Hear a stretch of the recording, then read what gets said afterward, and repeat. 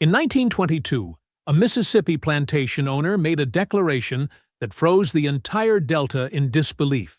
He stood on the balcony of his manor and announced that a black mill worker named Isaiah Coleridge had done the impossible, killed 17 fully armed Klan men with nothing but his bare hands.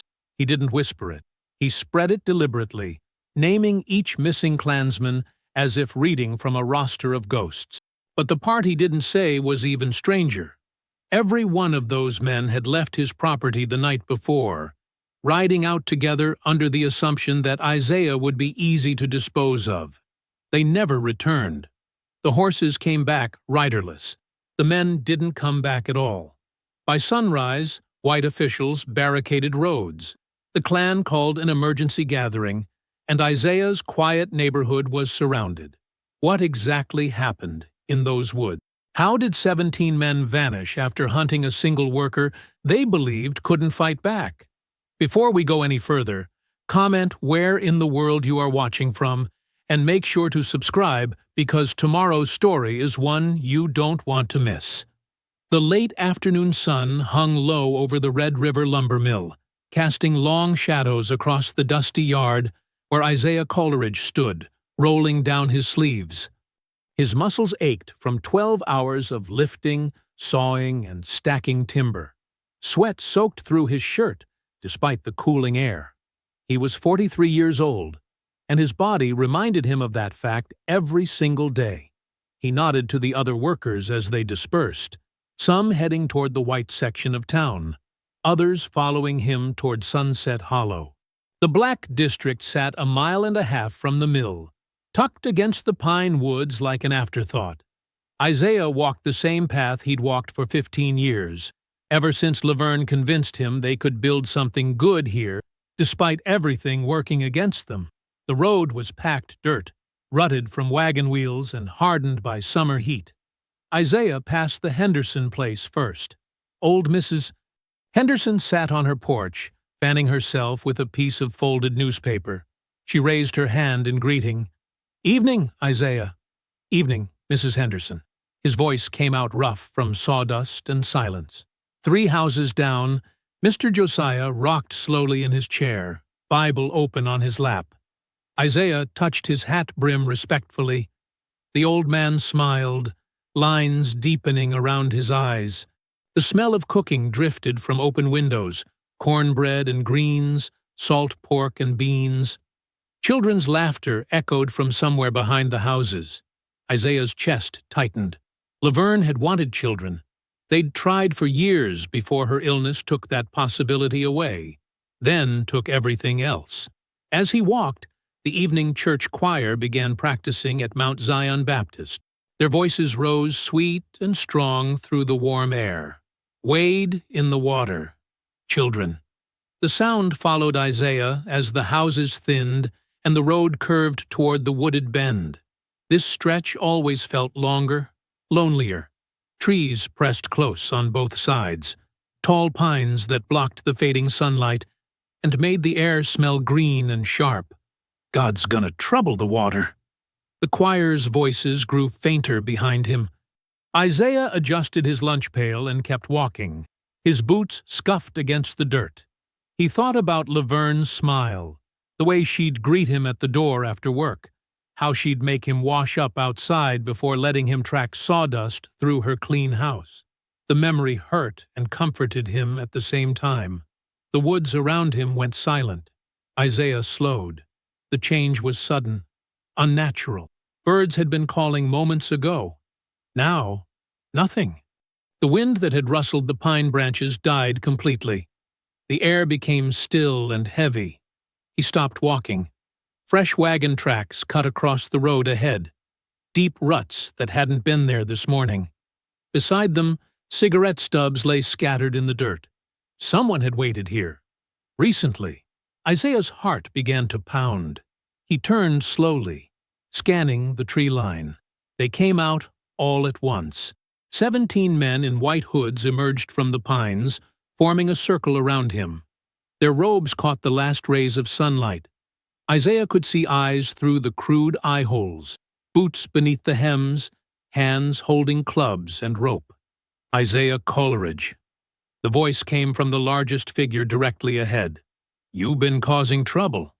Isaiah said nothing. His grip tightened on his lunch pail. "Talking to those northern inspectors. Complaining about conditions at the mill." Another man spoke from the left. "Making problems for honest white businessmen." "I didn't," Isaiah started. "Shut your mouth." The first man stepped closer. "We're here to teach you what happens when your kind forgets their place." Isaiah's mind went to Laverne. He remembered her sitting on their bed 2 years ago, weak from fever, holding his hand. "When you're scared," she'd whispered, "remember God sees you. He sees everything. That's where courage comes from, knowing you're not alone." "Lord," Isaiah prayed silently, "if you see me now, I need you." The circle tightened. Someone shoved him from behind. Isaiah stumbled forward. "Look at him. Big, strong worker. You won't feel so strong when we're done." The first blow came from his left, a club striking his shoulder. Pain exploded down his arm. Another hit caught his ribs. Isaiah doubled over, gasping. They were shouting now, voices overlapping in rage and excitement. More blows landed, his back, his legs, his head. Isaiah tried to stay upright, tried to shield himself, but there were too many of them. Something cracked inside him, not physically, deeper. The world shifted sideways. He was no longer fully present in his body. Part of him floated somewhere above the scene, watching a stranger who wore his face. The stranger moved differently, faster, harder, with terrible efficiency. This wasn't the first time Isaiah had been beaten. When he was 7 years old, a white shop owner had accused him of stealing. 3 men had dragged him into an alley. They'd broken his arm in 2 places. His body remembered that day even when his mind tried to forget. His body knew how to survive. The stranger, who was Isaiah, grabbed the nearest attacker's club mid-swing. Twisted. The man's wrist snapped with a sound like green wood breaking. The club became Isaiah's weapon. He swung it hard into another man's knee. Someone lunged at him. Isaiah sidestepped, used the man's momentum to drive him face first into a tree trunk. A third attacker came from behind. Isaiah spun, driving his elbow into a hooded face, teeth scattered. The stranger fought like an animal cornered, used everything. Fists, the club, a heavy tree root that tripped 2 men at once. When one attacker grabbed his shirt, Isaiah reversed the grip and slammed the man's head against another man's head. "Lord, forgive me. Lord, forgive me. Lord, forgive me." The prayer ran underneath everything, automatic and desperate. Men were falling, groaning, trying to crawl away. The stranger who was Isaiah pursued them relentlessly, driven by something older than thought. Survival, pure and merciless. Suddenly it was over. Isaiah stood alone in the clearing, breathing in huge, gasping gulps. His knuckles were split. Blood ran down his face from somewhere. The club hung loose in his hand. 17 hooded figures lay scattered across the ground. Some moved weakly. Others didn't move at all. The stranger retreated. Isaiah returned fully to himself. Horror crashed over him like cold water. "Oh, God," he whispered. His voice shook. "Oh, God, what did I do?" His legs gave out. He collapsed onto a fallen log at the clearing's edge, staring at the scene before him. The sun had disappeared. Twilight gathered thick between the trees, turning everything gray and uncertain. Isaiah's whole body trembled. He couldn't stop shaking. From the distance, very faint, the church bells at Mount Zion began to ring. The sound reached him through the darkening woods, 7 slow chimes marking the evening hour. Isaiah sat alone among the fallen men and tried to remember how to breathe. The trembling wouldn't stop. Isaiah sat on the log, hands shaking so badly he had to grip his knees to steady them. His breath came in short, painful gasps. The church bells had gone silent, leaving only the sound of wind moving through the pines and the occasional groan from one of the fallen men. He couldn't stay here. Every instinct screamed at him to run, to get as far from this clearing as possible. But his legs felt like water. His mind kept circling back to the same horrified thought. What have I done? What have I become? The sky had deepened from gray to purple. Stars were beginning to appear between the branches overhead. Soon it would be full dark, and someone would come looking for these men. Someone always came looking. Isaiah forced himself to stand. His body protested. His ribs ached where the clubs had landed. His shoulder throbbed. His knuckles burned. But he was alive. That fact felt both miraculous and terrible. He needed to know who they were. The first hooded figure lay face down 3 feet away. Isaiah approached slowly, as if the man might suddenly spring up and attack again. But the figure didn't move. Isaiah knelt beside him, reaching for the hood with fingers that still trembled. "Laverne, give me strength," he prayed silently. "I can't do this alone." He pulled the hood away. Deputy Carl Renner's face stared up at nothing. His eyes were open and glassy. Blood trickled from his nose and the corner of his mouth. Isaiah recognized him immediately. Renner was one of the sheriff's most trusted men, always present at town meetings, always watching the Black District with hard, suspicious eyes. Isaiah's stomach turned. He stood quickly, backing away from the body. A deputy. He'd killed a deputy. They would hang him for this, or worse. "No," he told himself firmly. "They attacked you. You defended yourself." But he knew that wouldn't matter. Not here. Not to them. He moved to the next figure. This one lay on its side, one arm bent at an unnatural angle. Isaiah removed the hood with shaking hands. Another deputy. Thomas Wickham. Younger than Renner, maybe 30 years old. Isaiah had seen him outside the general store last month, laughing with other white men while they blocked the sidewalk, forcing black folks to walk in the street. The third hood revealed James Preston, a deputy who lived on the east side of town. The fourth was Samuel Grant, another deputy. The fifth, sixth, seventh, all deputies, all men who wore badges and carried the law's authority. Isaiah's mind reeled. This wasn't just a random attack. This was organized, official. He found 2 local businessmen among the bodies, Morris Hale, who owned the grain supply store, and Edward Thornton, who ran the cotton exchange. Both men sat on the town council. Both had voted against allowing black children to attend the white school last year, calling it an unnecessary expense and dangerous precedent. Isaiah discovered a state officer he didn't recognize by name, but whose face he'd seen at the courthouse during a trial last spring. The man had stood beside the judge, whispering in his ear, while a black farmer lost his land over disputed property boundaries. 12 men in total lay scattered across the clearing. 12 men who represented the law, business, and power in this county. But there were 17 hoods. 5 remained. Isaiah moved deeper into the clearing, toward where the last of the attackers had fallen. The moonlight was stronger now, silvering the ground and making the white robes glow ghostly pale. Lightning bugs had begun to appear, drifting between the trees like small wandering spirits. The next 3 hoods revealed men Isaiah didn't know, possibly from neighboring counties, judging by their unfamiliar faces. Their presence suggested this attack had been coordinated across a wider area. 1 hood left. The final figure lay apart from the others, near the base of a large oak tree. This man had fallen last, Isaiah remembered dimly. Had tried to run when he saw the others dropping. Isaiah had caught him at the tree line. He knelt beside the body.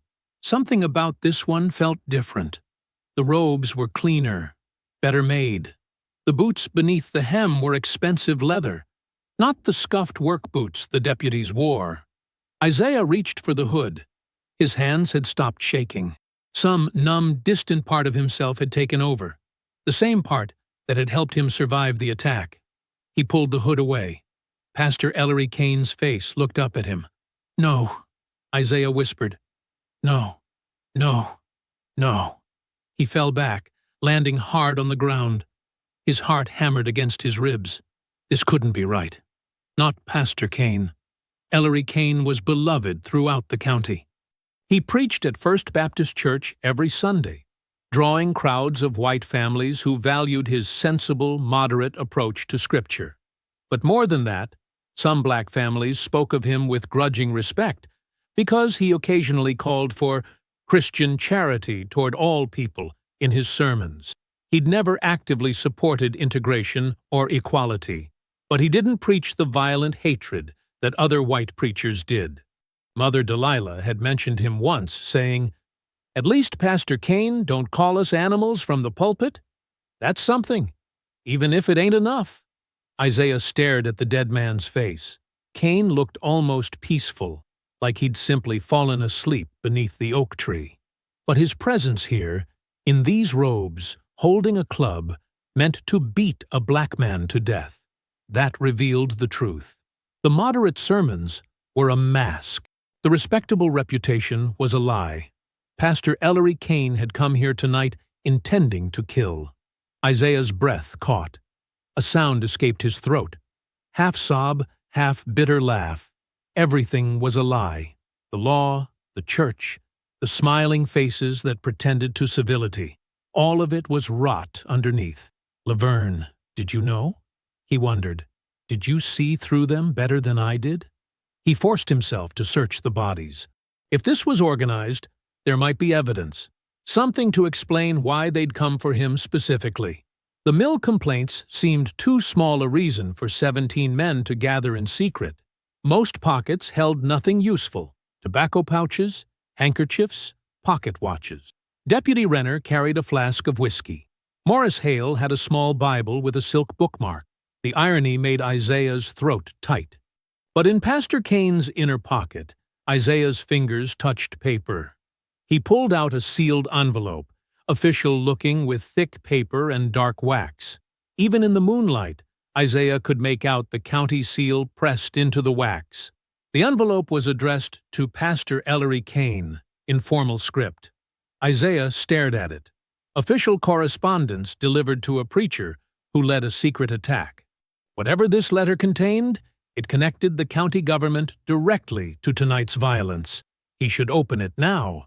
Should read it immediately and know what he was facing. But his hands were bloody and shaking again. His mind felt foggy with shock and exhaustion.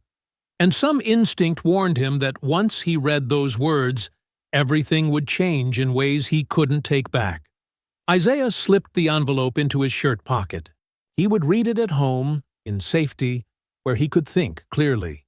He stood slowly, looking one last time at the 17 bodies scattered across the clearing. Deputies, businessmen, a state officer, a respected preacher, all of them lying dead because they'd underestimated a scared black mill worker who'd learned long ago that survival sometimes required violence. "Lord, forgive me," Isaiah prayed again. The words felt hollow now, automatic. Did God hear prayers spoken over the bodies of men you'd killed? Even in self-defense? He didn't know anymore. What he did know was that these deaths would bring terrible consequences. By morning, the county would be searching for whoever had killed their deputies and their beloved pastor. They would assume it was a black insurrection, a conspiracy. They would come to Sunset Hollow with guns and rage, and Isaiah would be the one they blamed. The moon had risen fully now, bright and indifferent above the trees. Isaiah turned away from the clearing and began walking home. His body moved mechanically, each step deliberate. Stay off the main road. Move through the woods where the shadows were thickest. He emerged from the tree line at the back edge of Sunset Hollow 20 minutes later. Full night had settled over everything. The houses sat dark and quiet, most families already in bed, trusting that tomorrow would come the same as yesterday. But Mount Zion Baptist's lanterns still burned, glowing warm yellow through the windows. Isaiah could see them from where he stood at the wood's edge. The lights looked like watchful eyes, keeping vigil over the sleeping community. The church didn't know yet what was coming, None of them did. Isaiah touched the envelope in his pocket. Then he stepped forward into Sunset Hollow, heading toward his small house at the end of Miller Street, carrying secrets that would change everything. Isaiah's house sat at the end of Miller Street, set back slightly from its neighbors. The small wooden structure had been his and Laverne's home for 15 years, bought with saved wages and careful planning, one of the few properties in Sunset Hollow that black families actually owned rather than rented from white landlords. He approached slowly, checking the dark windows of nearby houses. No lights, no movement. Good. The fewer people who saw him return tonight, the better. The front door creaked as he pushed it open. He winced at the sound, then stepped inside and closed it softly behind him. The familiar smell of the house wrapped around him. Old wood. The faint scent of the lye soap Laverne had always made. The dried herbs she'd hung from the kitchen rafters years ago that he'd never taken down. Isaiah stood in the darkness for a long moment, letting his eyes adjust. The house felt empty, in a way it hadn't before tonight. Like something had shifted in the world outside, and the change had seeped through the walls. He moved to the small table and lit the kerosene lantern with matches from the shelf. Warm light bloomed outward, pushing shadows into the corners. His hands looked strange in the glow, darker with dried blood, trembling slightly. The water basin sat on the counter near the window. Isaiah pumped fresh water into it, the handle squeaking with each motion. He plunged his hands into the cold water and began scrubbing. The blood dissolved slowly, turning the water pink, then rust-colored. He scrubbed harder, working under his fingernails, across his knuckles, between his fingers. 17 men, his mind whispered. You killed 17 men. He gripped the edge of the counter, breathing hard. The water in the basin had gone dark red. He dumped it out the window and refilled it, washing again. Then a third time. When he finally stopped, his hands were raw and pink, but clean. Isaiah dried them on a cloth and sat down heavily at the kitchen table. The chair scraped against the floor. He pulled the sealed envelope from his shirt pocket and set it on the scarred wooden surface. The county seal stared up at him, an official emblem pressed into dark wax. Whatever this letter contained, it represented the government's involvement in tonight's attack. That made it evidence, dangerous evidence. He broke the seal carefully, unfolding the thick paper. The handwriting was formal, precise. The letter was dated 3 weeks ago. Pastor Kane, following our discussion regarding complications arising from historical corrective measures taken in 1891, this office confirms your concerns have merit. The Coleridge matter represents potential future complications given the subject's marriage connection to the Fairchild family. Past corrective measures implemented against the Fairchild property consolidation were deemed necessary and proper at that time. However, current circumstances suggest renewed vigilance may be required. Your recommendation for preventive action has been noted and approved through appropriate channels. Proceed with discretion. County resources will be made available as needed. Document all actions through standard reporting procedures. Respectfully, Office of the County Commissioner Isaiah read it again, then a third time. The bureaucratic language tried to obscure the truth, but he understood perfectly. Corrective measures, property consolidation, preventive action. They meant violence. They meant taking land from black families who'd managed to acquire it. They meant killing anyone who resisted. The Fairchild family, Laverne's maiden name. Your recommendation for preventive action has been noted and approved. Pastor Kane had recommended killing Isaiah. The county government had approved it. They'd provided deputies, coordinated with neighboring counties, organized 17 men to ambush him on a lonely road. Why? Because he'd married Laverne Fairchild 30 years after her family had been targeted? Isaiah's chest felt tight. His hands gripped the letter so hard the paper crumpled at the edges. Laverne had never spoken about her childhood, never mentioned her family's history. Whenever he'd asked about her parents or siblings, She'd change the subject gently but firmly. "The past is gone," she'd say. "We got each other now." That's what matters. He'd respected her silence, thinking she'd simply lost family to illness or accidents. Many black families had stories too painful to share. He'd never pushed. But this letter revealed a different truth. Her family hadn't died from natural causes. They'd been destroyed deliberately by corrective measures, likely the same kind of organized violence he'd survived tonight. And Laverne had carried that knowledge alone for their entire marriage. Isaiah stood abruptly, the chair scraping backward. He crossed to the bedroom doorway. Their bed sat against the far wall, covered with the quilt Laverne had sewn from fabric scraps. He'd made the bed this morning before work, smoothing the quilt the way she'd always liked.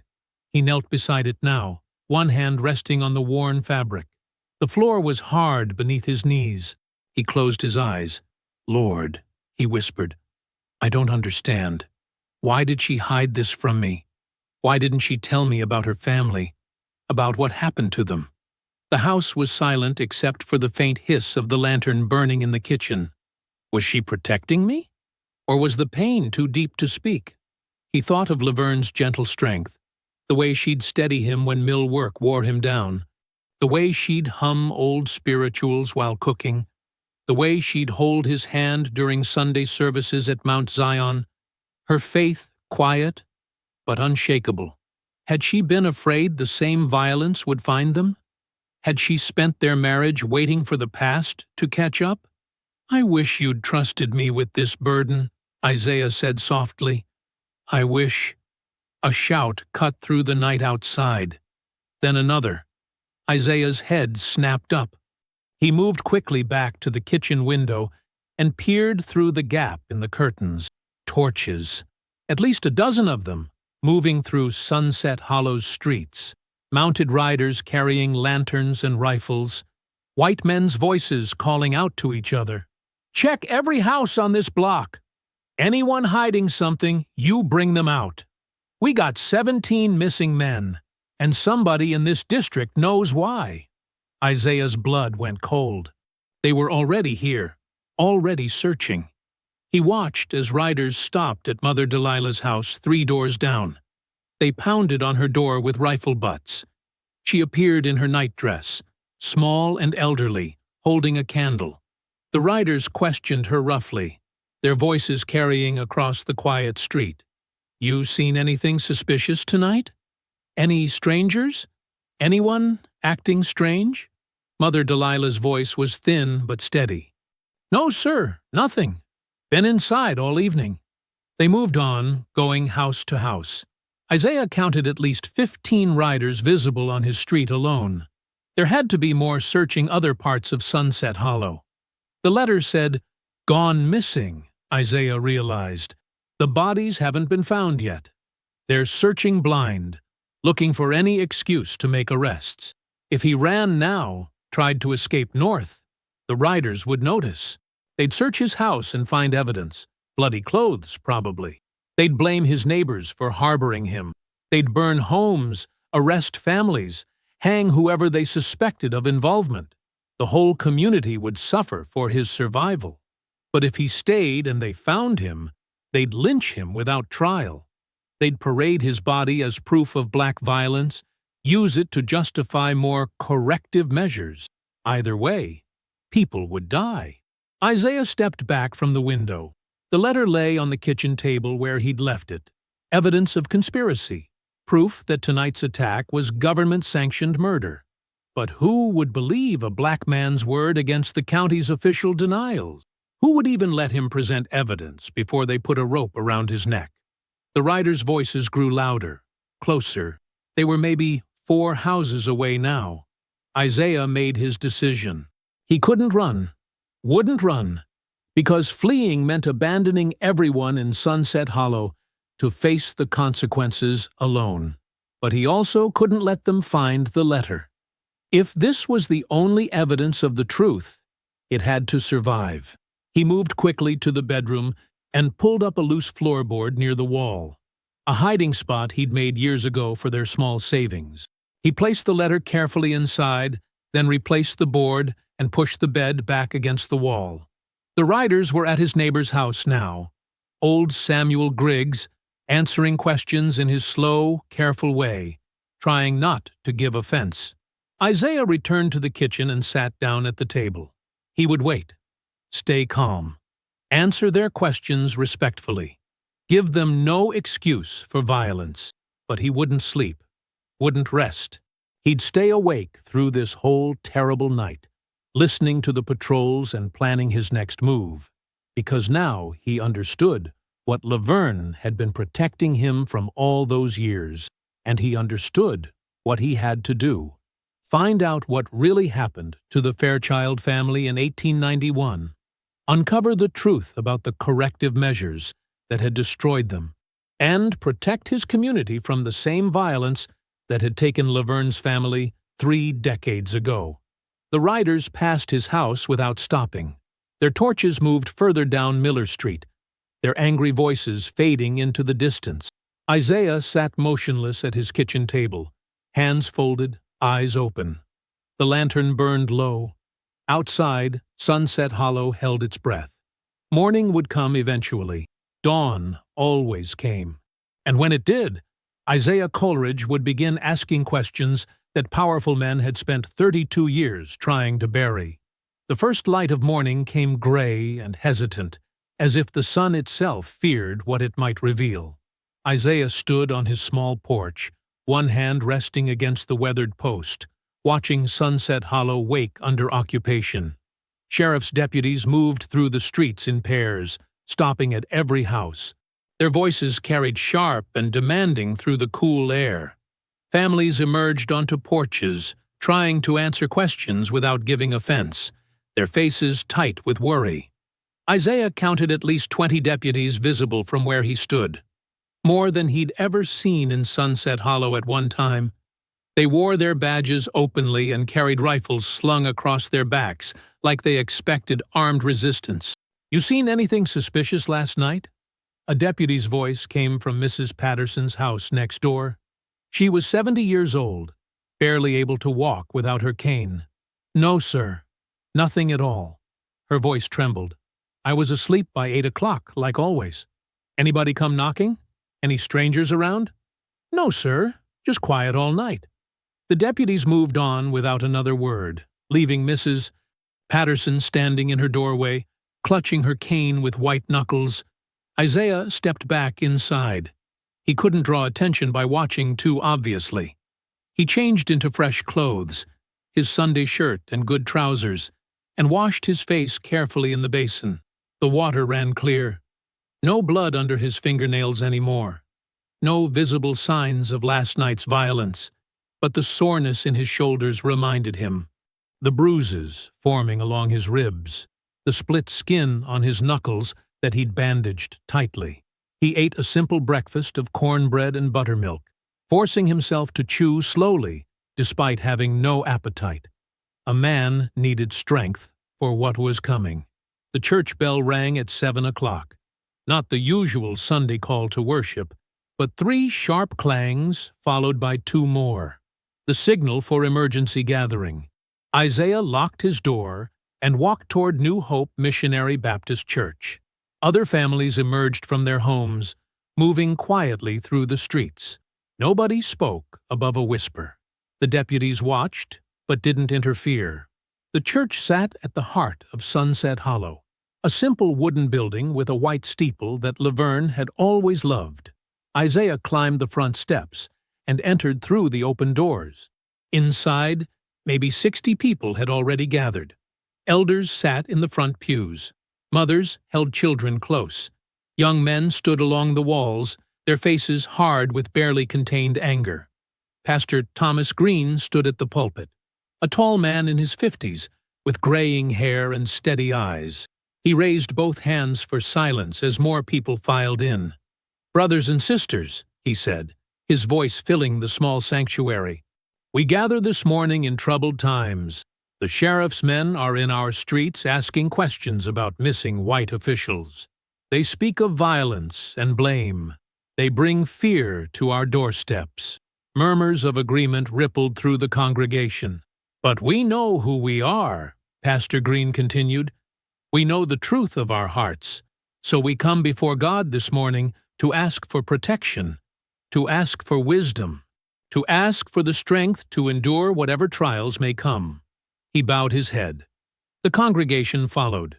"Lord God Almighty," Pastor Green prayed, "we are your children in this dark hour. We have done no wrong, yet we face accusation.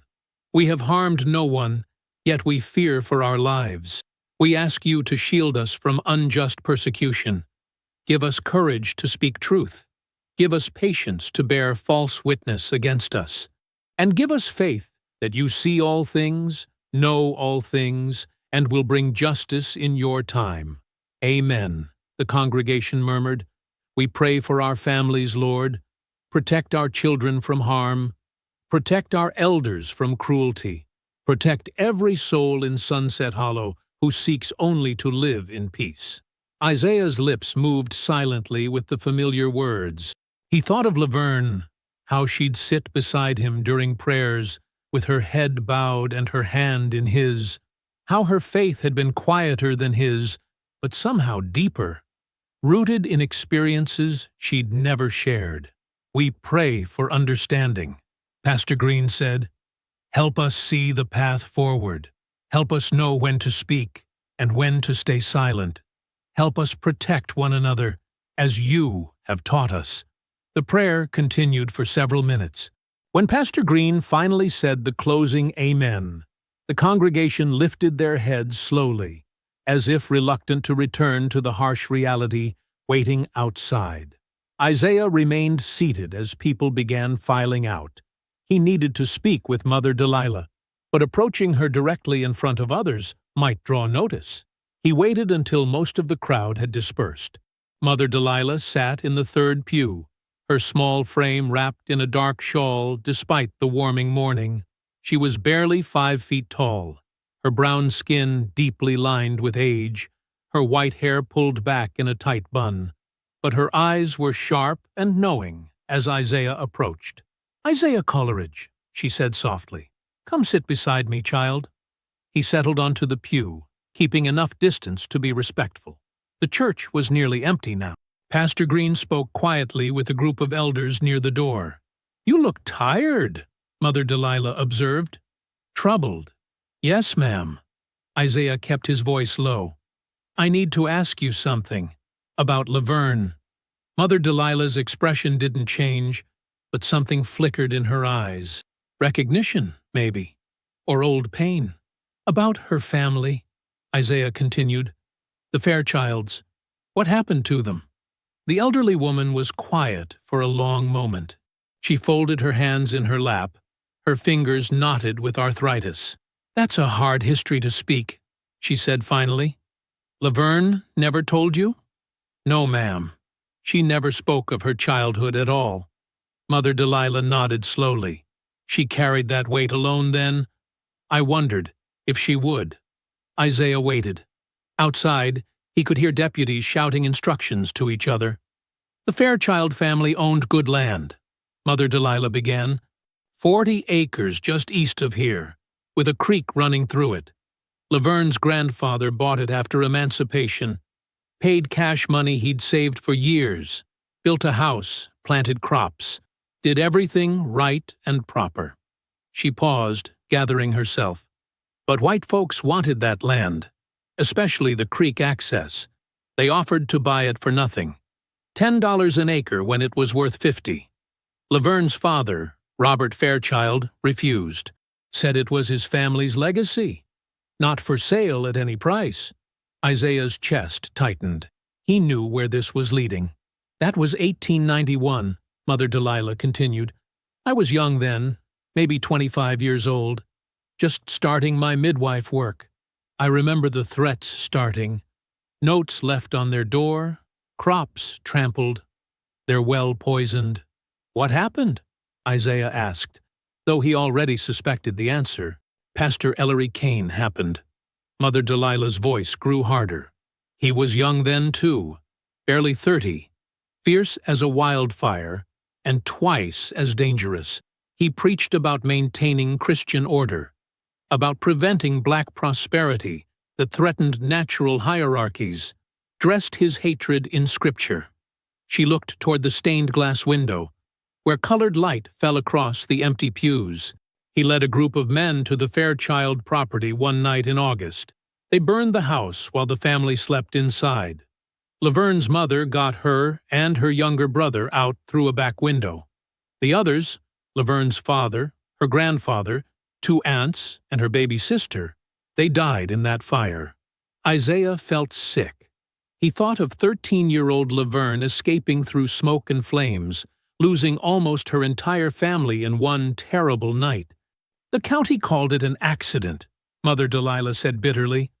Claimed the Fairchilds were careless with their cooking fire, took the land for unpaid taxes 6 months later, sold it to white developers for 10 times what they'd offered Robert Fairchild. And nobody was punished? Punished? Mother Delilah gave a hollow laugh. Child, Pastor Kane got promoted, moved to a bigger church, built his reputation as a spiritual leader. Folks praised him for his commitment to order and tradition. The men who helped him became deputies and councilmen. Isaiah's hands clenched into fists. Laverne never told me any of this. She was protecting you, Mother Delilah said gently. Protecting herself too, I suppose. The trauma ran too deep. She buried it, tried to build a new life. When she married you, I think she hoped the past would stay buried. But they came for me anyway, Isaiah said, because I'm connected to her family. Mother Delilah turned to look at him fully. What do you mean? Isaiah hesitated, then decided she deserved the truth. 17 men ambushed me last night. Pastor Kane led them. They had a letter from the county talking about corrective measures against the Fairchild family and preventive action needed now. The elderly woman's eyes widened. You're saying Pastor Kane and 16 others are dead, Isaiah said quietly. I defended myself. They're lying in the woods near Miller's Crossing. Mother Delilah sat very still. The morning light slanted through the windows, illuminating dust motes in the air between them. Lord have mercy, she whispered finally. Isaiah, when they find those bodies, I know, they'll kill you. They'll kill anyone they think helped you. I know that too. Isaiah met her gaze. That's why I need to understand what I'm fighting against. Why they've held this grudge for 32 years.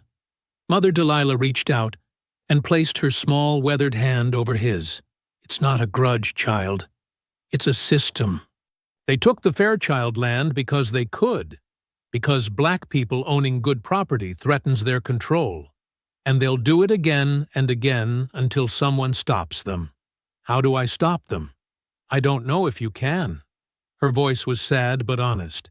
But if you're going to try, you need to know everything. There are others who remember 1891.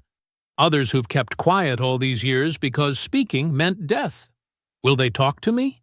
Maybe. If they believe it matters. If they think the truth might actually change something this time. Outside, truck engines rumbled to life. Voices shouted orders. The occupation of Sunset Hollow was intensifying. Isaiah stood carefully. Thank you, Mother Delilah, for telling me. You be careful, Isaiah Coleridge. Pastor Kane might be dead, but the system that empowered him is very much alive. They'll come for you harder now. I know. He left the church and stepped into the late morning heat. The sun had burned away the earlier clouds. Trucks patrolled the main street, white men with rifles visible in the truck beds. They'd set up checkpoints at both ends of Sunset Hollow.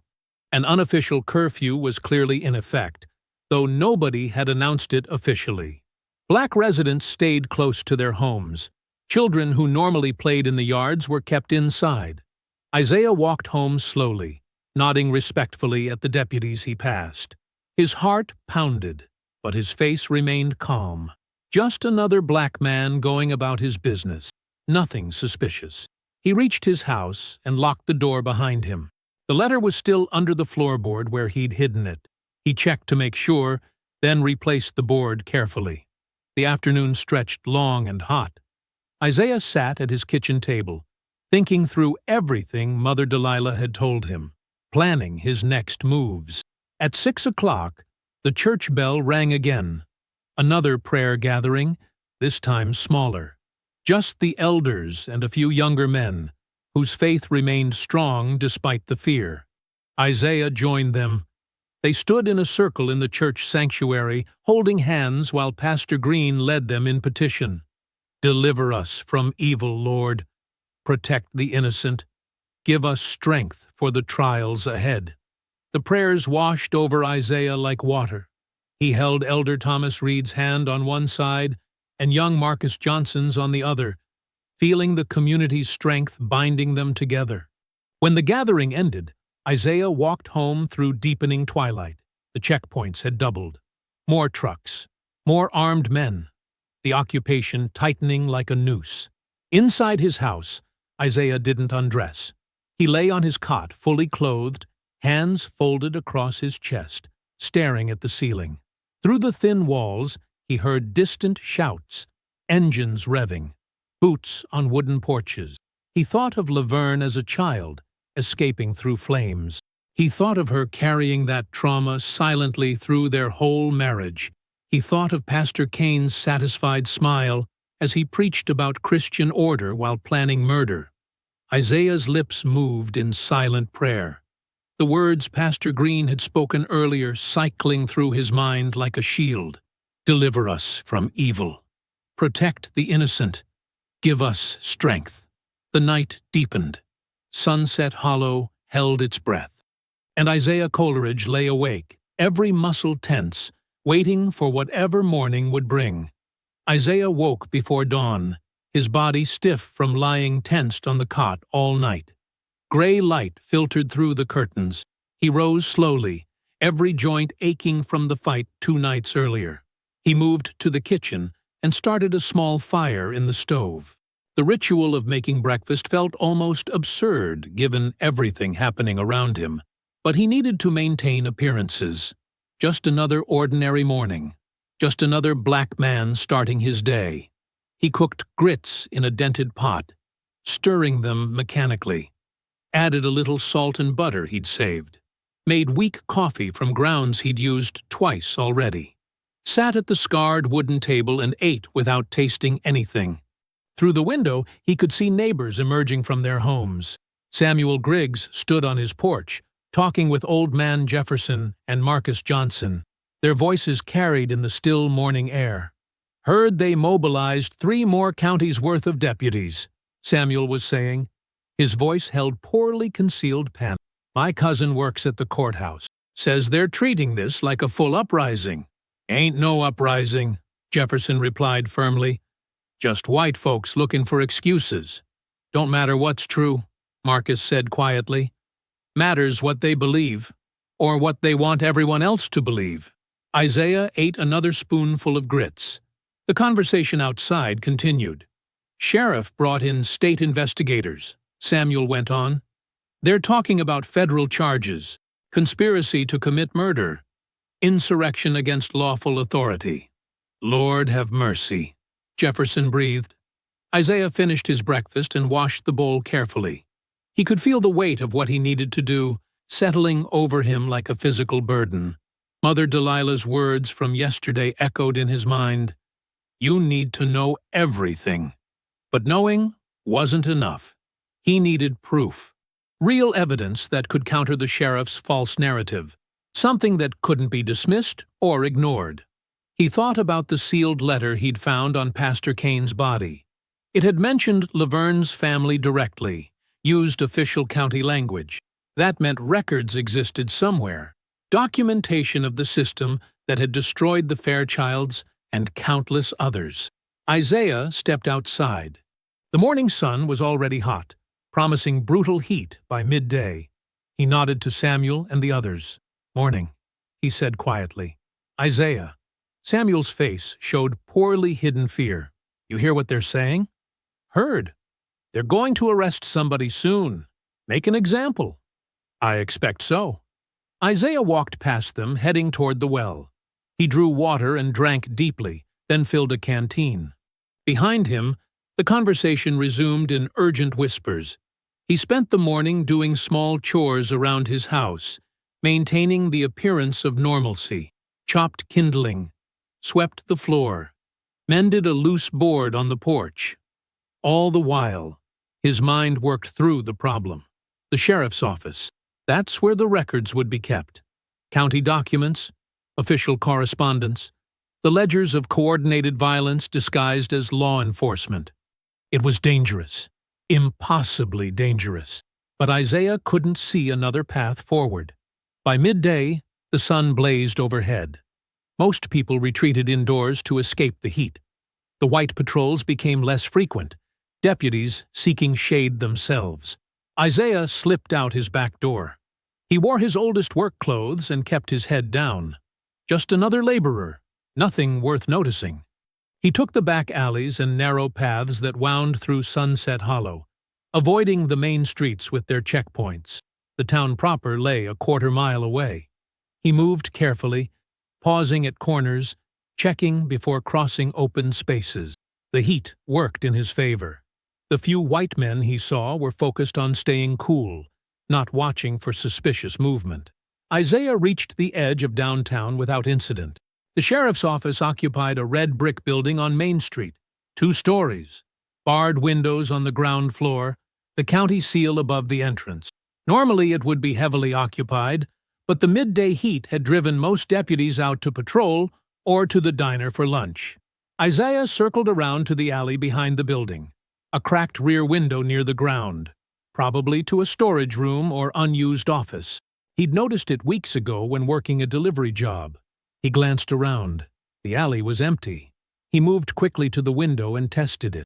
The frame was old, warped by heat and humidity. It gave under pressure. Isaiah squeezed through, dropping into a dusty storage room filled with filing cabinets and old equipment. The air inside was stifling, heavy with trapped heat. He listened. Footsteps overhead on the second floor. Voices from somewhere distant. But this room and the adjacent corridor seemed empty. Isaiah moved to the door and opened it carefully. The hallway beyond led to the main offices.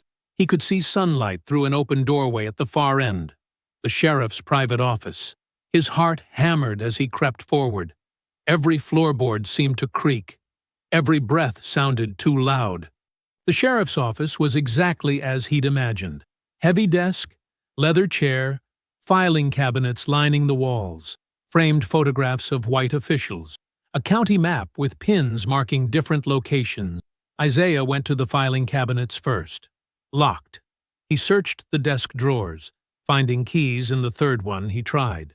The first cabinet held routine documents, arrest records, property deeds, tax receipts. The second was more promising, correspondence between the sheriff and state officials, dating back years. The third cabinet, hidden behind the others, was what he needed. Inside were leather-bound ledgers, decades worth. Isaiah pulled out the most recent one and opened it carefully. The pages documented systematic violence, dates, names of victims, details of attacks, payments made to participating officials. Everything coded in bureaucratic language but unmistakable in meaning. Fairchild Property Correction, August 15, 1891. $500 distributed. Isaiah's hands shook as he flipped through the pages. Dozens of families, hundreds of attacks. A complete record of coordinated racial terrorism disguised as law enforcement. He found entries about the letter on Pastor Kane's body. Preventive measures authorized against secondary Fairchild connections. April 1923. His own name appeared. Isaiah Coleridge. Married Laverne Fairchild, 1903. Monitoring recommended. They'd been watching him for 20 years. Waiting. Isaiah pulled out the small notebook he always carried for mill measurement. His hands moved quickly, copying the key entries, names, dates, payments. The pattern of violence laid bare. He was halfway through copying the 1891 entries when he heard boots in the hallway. Heavy footsteps. getting closer. Isaiah closed the ledger quickly and shoved it back into the cabinet. He locked it and replaced the keys in the desk drawer, moving as quietly as possible. The footsteps stopped just outside the office door. Isaiah looked around desperately. The window behind the desk was too visible. The closet was locked. The only option was the gap between the filing cabinets and the wall, barely wide enough for a man. He squeezed into the narrow space just as the door opened. Sheriff Briggs entered, talking to someone behind him. "Don't care what excuses they make. I want every house in Sunset Hollow searched by tomorrow night." "Yes, sir," a deputy's voice responded. "What about resistance? Handle it however necessary. We're dealing with murderers. 17 good men dead, probably buried somewhere in those woods. This is war, deputy. Act accordingly." Isaiah pressed himself against the wall, barely breathing. Through the gap between cabinets, he could see the sheriff's profile as he moved to his desk. "Any leads on who might have done it?" the deputy asked. "Several. That mill worker, Isaiah Coleridge, for one. Been watching him for years. Married into the Fairchild family. Always knew that would cause problems eventually. You want us to bring him in?" "Not yet. Let him think he's safe. When we move, I want it to be decisive. Overwhelming force. Make an example that'll last generations." The sheriff shuffled papers on his desk. Isaiah could hear every movement, amplified by fear and proximity. "Get back to patrol," Briggs said finally. "Report anything suspicious directly to me." "Yes, sir." The deputy left. The sheriff remained at his desk for what felt like hours, but was probably only minutes. Finally, he stood and walked out, closing the door behind him. Isaiah waited, counting his heartbeats. 100, 200. The building settled into midday quiet. He emerged from behind the cabinets and moved to the door. The hallway was empty. He retraced his steps to the storage room, clutching the notebook against his chest. The window, the alley, the baking afternoon heat. Isaiah walked quickly toward the back alleys, resisting the urge to run. Behind a stack of supply crates near the general store, he finally stopped to catch his breath. His hands were shaking. The notebook felt like it weighed 100 pounds. He heard voices approaching and pressed himself deeper into the shadows. Sheriff Briggs walked past not 10 feet away, talking with 2 deputies. They moved down the street toward the courthouse, completely unaware. Isaiah waited until they were gone, then slipped into the network of back paths that would take him home. The sun was beginning its descent toward evening. Long shadows stretched across the dusty ground. He kept his head down, his pace steady. Just another worker heading home. Nothing suspicious, nothing worth noticing. The notebook pressed against his ribs under his shirt. Proof, evidence. The system's own documentation of its crimes. Isaiah's heart still pounded as he navigated the familiar paths. The heat pressed down like a physical weight. Sweat soaked through his shirt. But he kept moving, steady and purposeful, back toward Sunset Hollow and whatever came next. Isaiah reached his home as the last orange light faded from the western sky. The small house sat at the edge of Sunset Hollow, its weathered boards painted shadows by the setting sun. He paused at the door, listening for any sounds of pursuit or surveillance. Only the usual evening noises reached him, children being called inside, someone chopping wood, the distant sound of hymn singing from New Hope Missionary Baptist. He slipped inside and locked the door behind him, then pulled the thin curtains closed. For a long moment he just stood there in the dimness, letting the reality of what he'd done settle over him. The notebook pressed against his ribs. He pulled it out carefully and set it on the kitchen table beside Laverne's letter. 2 pieces of paper. Evidence of decades of coordinated violence. Proof that the system everyone accepted as normal was actually carefully orchestrated terror. Isaiah lit the oil lamp, keeping the flame low. In the yellow light, he opened the notebook and reviewed what he'd copied. The entries were clear, damning. Names of officials, amounts of money, Dates that corresponded with attacks everyone in Sunset Hollow remembered, but no one dared speak about publicly. The Fairchild entries made his chest tight. Laverne's family had been targeted systematically. Their resistance to land seizure met with violence disguised as law enforcement. The payments to Pastor Kane were listed explicitly: $17 for corrective consultation in 1891, $50 for implementation later that year. They'd paid him to orchestrate the attacks, put it in writing, filed it away like any other county business. Isaiah's hands trembled as he set the notebook down beside the letter. The two documents told a complete story: historical pattern and recent continuation, past violence and present threat. He knelt beside the bed, the same position he'd taken countless times with Laverne. The wooden floor was hard against his knees. He clasped his hands together and bowed his head. "Lord," he whispered, "I don't understand your ways, but I thank you for showing me this truth, for keeping me safe in that office, for giving me strength when I had none." His voice caught. He thought of the 17 men in the woods, of the ledger's casual documentation of evil, of the sheriff's plans for overwhelming force. "I'm frightened, Lord, more frightened than I've ever been. But you didn't bring me this far to abandon me now. You showed me where to look. You gave me time to find what I needed. You kept the sheriff away long enough for me to escape." He paused, listening to the sounds of the night. Crickets. A dog barking somewhere. Normal sounds of a community trying to survive. Help me know what to do with this truth. Help me protect my neighbors. Help me honor Laverne's memory by doing what's right, even when it's dangerous. Especially when it's dangerous. Isaiah remained kneeling for a long time, praying silently, feeling the weight of responsibility settle onto his shoulders.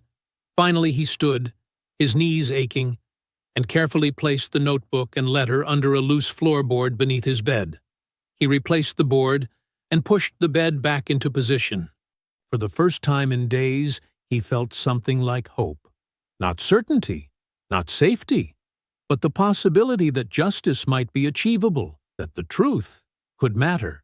He ate a simple meal of cornbread and beans, barely tasting the food. His mind was already working through the next steps: who to trust, how to protect the documents, where to take the information. That night he slept fitfully, waking several times to footsteps outside that turned out to be nothing. But there were no raids, no immediate crises. The night passed quietly. Morning came with birdsong and the smell of someone's cooking fire. Isaiah rose, washed, and dressed in clean clothes. He ate breakfast slowly, watching through the window as Sunset Hollow came to life. Children heading to help with chores, women carrying water from the well, men preparing for whatever work they could find. Normal life, continuing despite the threat. Isaiah waited until mid-morning, then walked to Samuel Griggs's house 3 doors down. Samuel was in his small garden, pulling weeds from between rows of greens. He looked up as Isaiah approached, wiping sweat from his forehead. "Morning, Isaiah." "You look like a man with something heavy on his mind. Need to talk with you, Samuel. Inside, if you don't mind." Samuel's expression shifted to concern, but he nodded. They went into his house, smaller even than Isaiah's, furnished with handmade furniture and a few family photographs on the walls. "What is it?" Samuel asked once the door was closed. Isaiah pulled the notebook from his pocket. "Found something yesterday. Proof of what's been happening. Official records, names, dates, payments, everything." Samuel's eyes widened as Isaiah showed him the copied entries. He read slowly, his hands beginning to shake. When he looked up, his face had gone pale. "Lord have mercy," he whispered. "This is... Isaiah, this is dangerous. More dangerous than anything. If they know you have this..." "They don't know. I was careful." "Careful? You broke into the sheriff's office." Samuel's voice rose, and Isaiah gestured for quiet. "Keep your voice down. Yes, I took a risk, but now we have proof, real evidence. Not just our word against theirs, but their own documentation. Samuel set the notebook down like it might burn him. He paced the small room, agitation clear in every movement. "They'll kill us all," he said. "You understand that? Not just you. Everyone in Sunset Hollow. They'll burn us out. Say we were hiding a murderer. Say we were part of some conspiracy. They've done it before. They'll do it again. Which is exactly why we need this proof," Isaiah said firmly. "Truth is our only protection, Samuel. We can't keep living in fear, hoping they'll leave us alone if we stay quiet enough. They came for me anyway. They've been planning to come for me for 20 years. He pointed at the notebook. "That ledger shows the pattern. It proves this isn't about me reporting mill safety or any other excuse. It's systematic. It's been happening for decades. People need to know that." Samuel sat down heavily in a chair, rubbing his face with both hands. "Even if that's true, who's going to listen? Who's going to care what happens to us? The church elders, for one. Pastor Green, Mother Delilah. They have connections to northern organizations, people who document these things. And there's that traveling minister, Reverend Thompson, who's coming through next week. He works with the NAACP, sends reports to newspapers up north." "Newspapers," Samuel repeated, his voice hollow. "You want to put this in newspapers? I want the truth known. I want Laverne's family remembered properly, not as troublemakers, but as people who stood up for what was right. I want the system exposed for what it is." Isaiah leaned forward, his voice intense but quiet. "God does not intend us to suffer endlessly, Samuel. He gives us minds to think with, courage to act with. He's shown me this path. I have to follow it." Samuel was quiet for a long moment, staring at the notebook on the table between them. Finally, he looked up at Isaiah with tired eyes. "You're braver than me, Isaiah. Or maybe crazier. I don't know which. Just doing what needs doing. But I need your help. Need people I can trust. People who'll stand witness if it comes to that."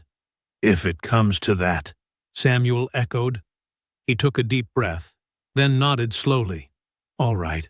I'm frightened out of my mind, but I'm with you. What do you need?" They spent the next hour planning carefully. Samuel would quietly contact the church elders, arrange a meeting for tomorrow evening. Nothing public, nothing that would draw attention.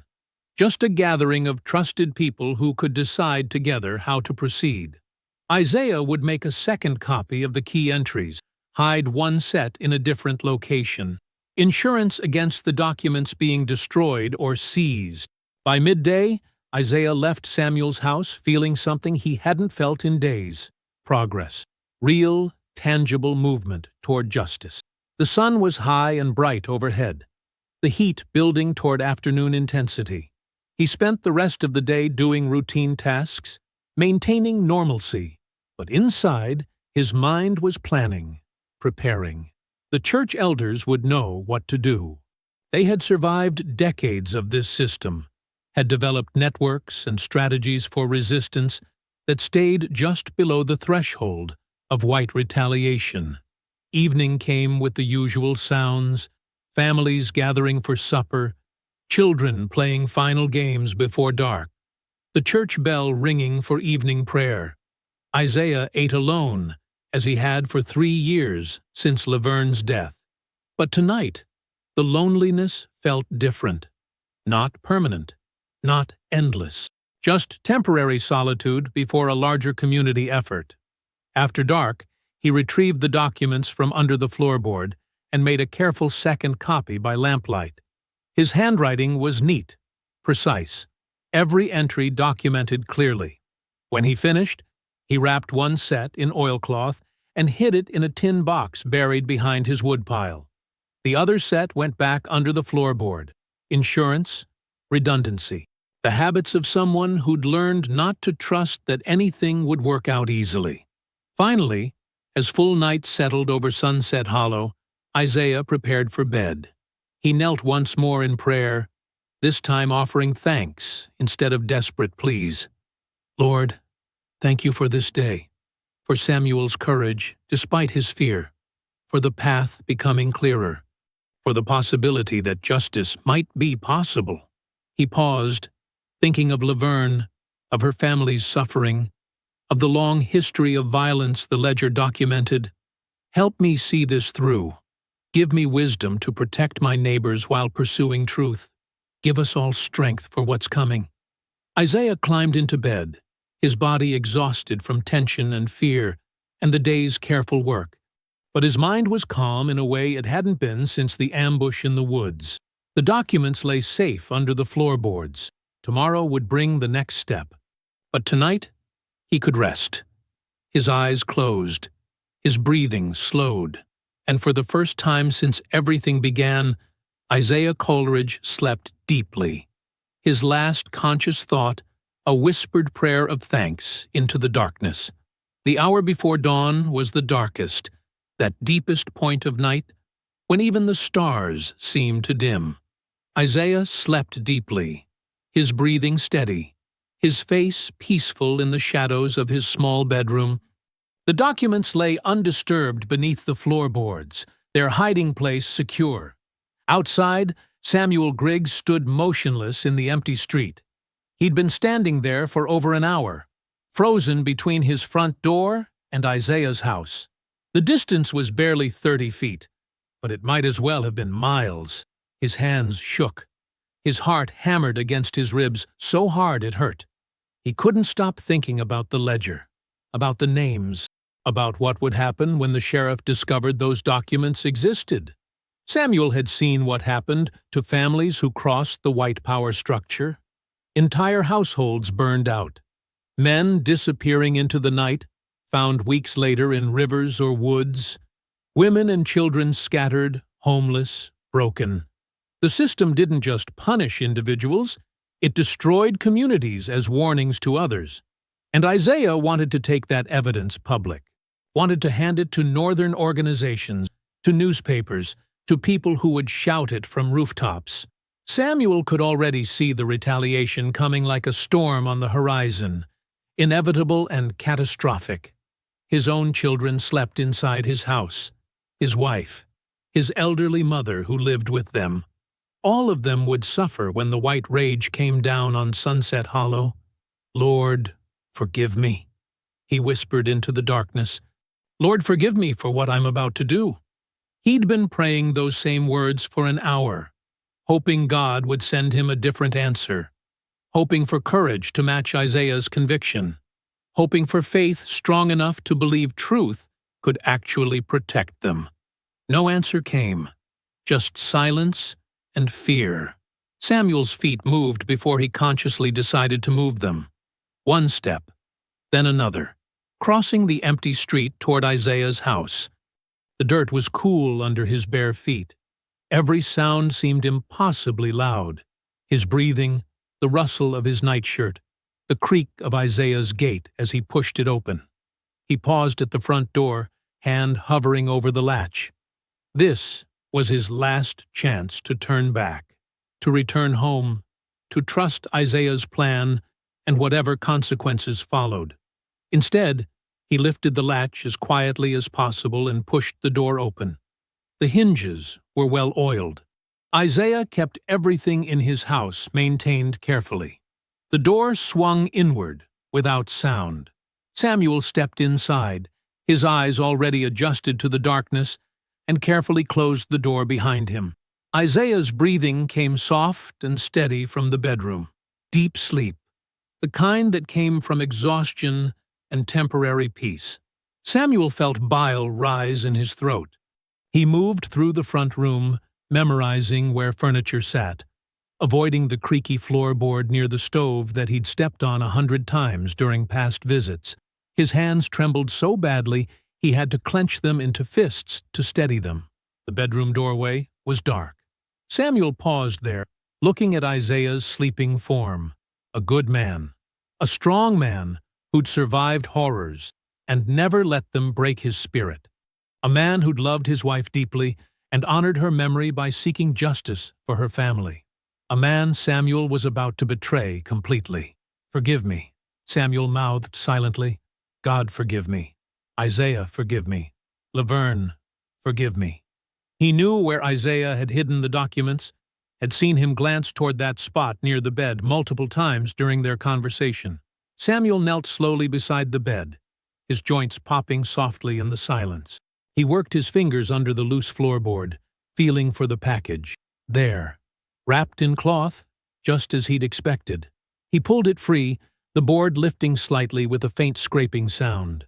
Isaiah shifted in his sleep but didn't wake. Samuel froze, holding his breath. The documents clutched against his chest. 5 seconds. 10. Isaiah's breathing returned to its steady rhythm. Samuel stood carefully, backing out of the bedroom step by silent step, through the front room, to the door. He opened it just enough to slip through, then closed it behind him with infinite care. Outside, he broke into a run. The sheriff's office sat on the edge of town, a squat brick building that represented law and order to white residents and terror to black ones. Samuel ran the whole way, his lungs burning, tears streaming down his face that he couldn't wipe away because his hands were full of stolen evidence. He pounded on the door before he could reconsider. Loud, desperate knocking that echoed down the empty street. A light came on inside. Footsteps approached. The door swung open, revealing Sheriff Alton Briggs in his undershirt and suspenders, a pistol in his hand. "What in hell?" The sheriff stopped, taking in Samuel's terrified face, his trembling hands holding out the documents. "Well now, what do we have here?" "Evidence," Samuel gasped. "Against you. Against Pastor Kane. Against everyone. Isaiah Coleridge found your ledger, made copies. He's planning to take it public, to the church elders, to northern newspapers. I brought it to you. Please, please don't hurt my family. I brought it straight to you." Sheriff Briggs took the documents, his expression shifting from confusion to fury as he read the copied entries. His jaw tightened. His eyes went cold and hard as river stones. "Where's Isaiah now?" "Home. Sleeping. He doesn't know I took these. Please, Sheriff. My family had nothing to do with—" "Get inside." Samuel stumbled into the office. The sheriff lit a lamp, spreading the documents across his desk. He read every page carefully, methodically, his face showing no emotion beyond that terrible cold calculation. Finally, he stood and walked to the wood stove in the corner. He opened it, revealing banked coals still glowing faintly from the previous night. One by one, he fed the documents into the fire. The paper caught quickly, curling and blackening, turning to ash. Evidence destroyed. Truth erased. "You did the right thing," Sheriff Briggs said, watching the last page burn. "Saved yourself and your family from what would have happened otherwise." Samuel felt his legs giving out. He collapsed into a chair, his whole body shaking with silent sobs. The right thing.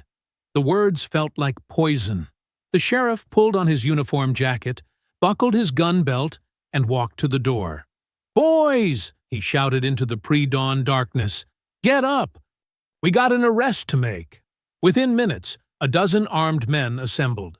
Some were deputies. Others were just white men who enjoyed this kind of work, who volunteered whenever the sheriff needed muscle for actions against black residents. Samuel sat frozen in the chair as they organized. He wanted to warn Isaiah somehow, wanted to undo what he'd done, but his body wouldn't move. He could only sit and cry silently, begging God to somehow make this right, even though he knew it was far too late. The men rode out as the first gray light of dawn touched the eastern sky. Samuel followed on foot at a distance, unable to stay away. Unable to witness, but compelled to anyway. This was his doing, his betrayal. He had to see it through to the end. Sunset Hollow was quiet. Most people still slept in that hour just before sunrise, when the night's darkness began giving way to day. The armed men surrounded Isaiah's house silently, taking positions at windows and doors. Sheriff Briggs kicked the front door open. The crash echoed through the morning air like a gunshot. Isaiah jolted awake instantly. Samuel, watching from behind a fence 2 houses away, saw Isaiah's shadow moving inside, saw him reaching instinctively for the floorboard where the documents should have been. The confusion would hit first, then understanding, then the terrible knowledge of betrayal. Men poured through the door. Shouts erupted, the sound of furniture breaking, of bodies colliding, of fists striking flesh. Isaiah fought. Of course he fought. His survival instincts took over, the same instincts that had saved him in the woods. Samuel heard the impact of Isaiah's fists connecting, heard men cursing and crying out. But there were too many. A dozen armed men against one, already disoriented from sleep, trapped inside his own home. The sounds of struggle continued for what felt like hours, but was probably less than 2 minutes. Finally, the door burst open again. They dragged Isaiah out in shackles, his face bloodied, his shirt torn. He wasn't unconscious, but clearly dazed from the beating. Samuel saw Isaiah's eyes searching the gathering crowd of neighbors, looking for understanding, for answers to how this had happened. Those eyes found Samuel, found him standing there with tears on his face, and guilt written across every feature. Recognition dawned in Isaiah's expression. Not anger, not even surprise, just a deep, terrible sadness that cut Samuel worse than any curse could have. "I'm sorry," Samuel whispered, though the words were inaudible across the distance. "I'm sorry. I'm sorry. God forgive me. I'm so sorry." Isaiah said nothing. They threw him into the back of a wagon like cargo. The sheriff climbed into the driver's seat, and several armed men mounted horses to follow. "Where are you taking him?" someone shouted from the crowd. "Mother Delilah," her voice strong despite her age. "Interrogation," the sheriff answered. "The old barn on Hutchins Road. He's got questions to answer about what happened to our missing officials." The wagon lurched forward. Isaiah's shackled form jolted with the movement. The procession headed out of Sunset Hollow, moving toward the remote property the sheriff referenced. Samuel stood frozen as they passed. Isaiah looked directly at him one more time, and Samuel saw everything in that gaze. Disappointment, betrayal, but also something that looked almost like forgiveness, or maybe just profound exhaustion. Then the wagon rolled past, and Isaiah was gone. The crowd dispersed slowly, neighbors whispering urgently, some crying, others praying aloud. Samuel stood alone in the growing daylight, his whole body numb. He'd saved his family. That's what the sheriff said. That's what he'd told himself as he crossed that dark street to Isaiah's house. But standing there in the morning light, watching the dust settle where the wagon had passed, Samuel knew the truth. He hadn't saved anyone. He'd just condemned them all to living with what he'd done. The old barn on Hutchins Road sat isolated among overgrown fields, half a mile from the nearest house. The sheriff's wagon pulled up outside as full sunrise painted the eastern sky in shades of red and gold. They dragged Isaiah from the wagon, his legs unsteady from the beating, and pushed him toward the barn's heavy wooden doors. Inside, the space was empty, except for a single post driven deep into the dirt floor and a few scattered tools hanging on the walls. They shackled Isaiah to the post, arms pulled behind his back at a painful angle. The sheriff stood in the doorway, silhouetted against the growing light. "You're going to tell me everything," he said, "about the missing men, about what you plan to do with those documents, about everyone who helped you." Isaiah said nothing. He just stood there, swaying slightly, blood dripping from his nose onto the dirt floor. The sheriff smiled without warmth. "We got time. All the time we need." He stepped outside. The heavy barn doors swung closed with a boom that echoed through the empty space. Morning light spilled through the cracks in the walls, creating bars of illumination across the dirt floor where Isaiah stood, shackled and alone.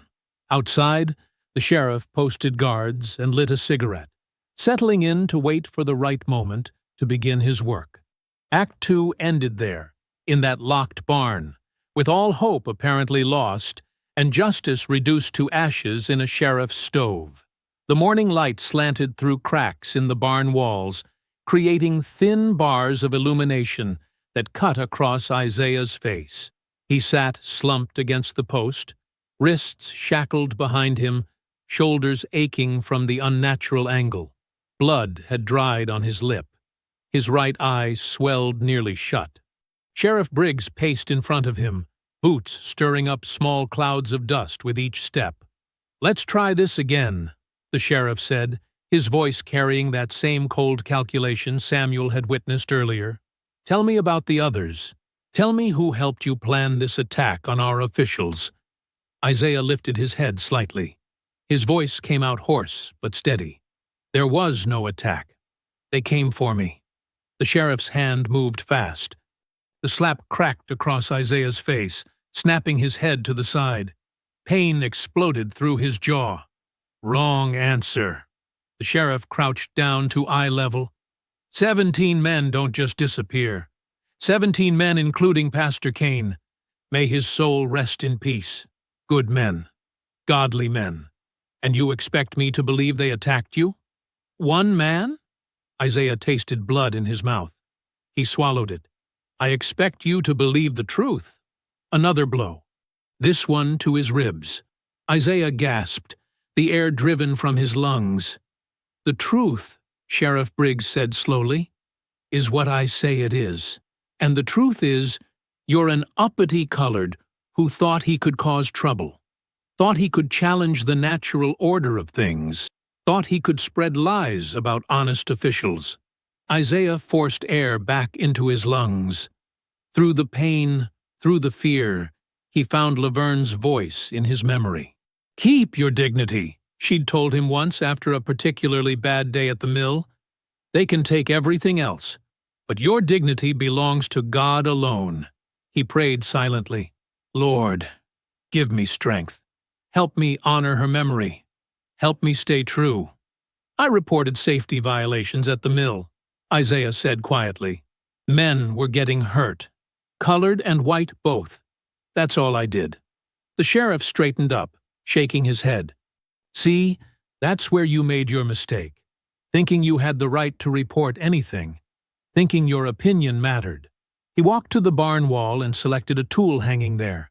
A leather strap, the kind used for sharpening razors. He tested its weight in his hand.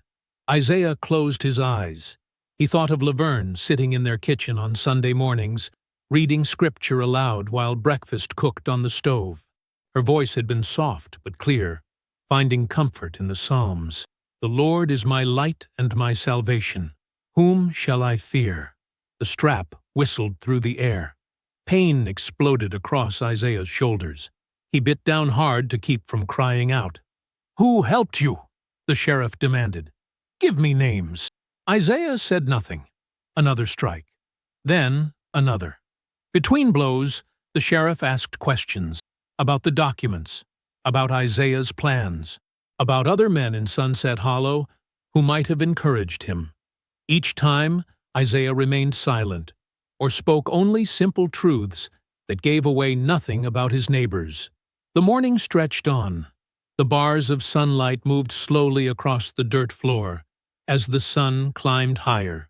Isaiah's world narrowed to the post against his back, the pain in his shoulders and ribs, and the sound of the sheriff's voice asking the same questions over and over. Finally, Sheriff Briggs threw the strap aside. "You're a stubborn fool," he said. "But you'll break. They all do eventually." He walked to the barn door and called out to the guards. "Watch him. I'll be back after lunch. Maybe some time to think will loosen his tongue." The door opened. Bright midday sunlight flooded in, making Isaiah squint. Then it closed again, leaving him in the relative dimness with 2 guards positioned near the entrance. The guards didn't speak to him. They lit cigarettes and talked quietly to each other about baseball, about the weather, about anything except the man shackled 10 feet away from them. Isaiah let his head fall forward. Every breath hurt. His shoulders screamed from the position of his arms. Thirst burned in his throat, but his mind went elsewhere. Back to Laverne. He remembered the first time he'd seen her, at a church picnic 17 years ago.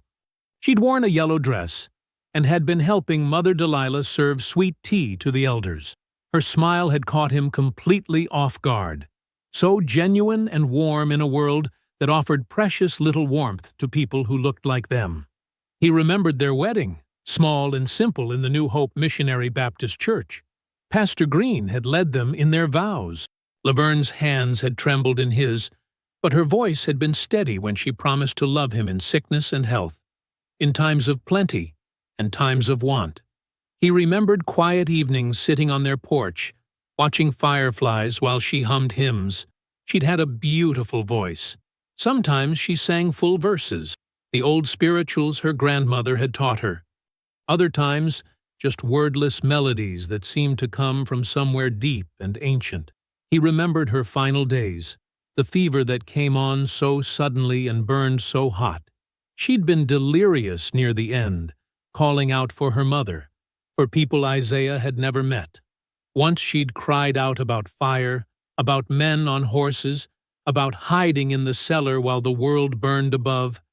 He'd held her hand and whispered comfort, not understanding then what memories tormented her, not knowing about her family's history, about the violence that had shaped her childhood. She'd died on a Tuesday morning. The sun had been shining. Birds had been singing outside their window. Somehow the world had kept turning, despite the fact that his entire world was ending. After, he'd found her Bible on the bedside table.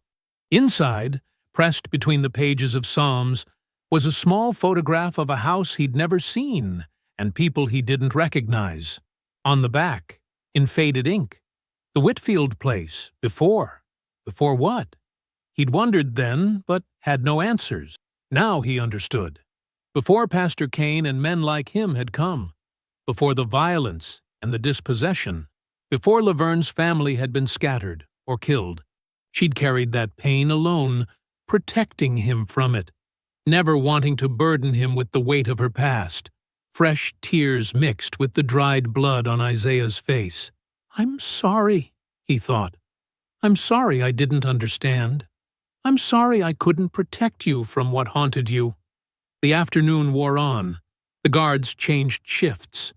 The bars of sunlight moved across the floor in their slow arc. Isaiah's thoughts grew hazier as exhaustion and pain took their toll. He found himself drifting between prayer and memory, between past and present. Laverne's voice reading scripture. The sheriff's voice demanding answers, his mother singing to him as a child. The sound of men in hoods surrounding him in the woods. Everything blurred together. Had his struggle doomed his people? The question circled his mind.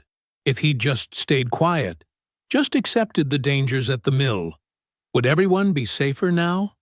Would the sheriff's attention have passed over Sunset Hollow?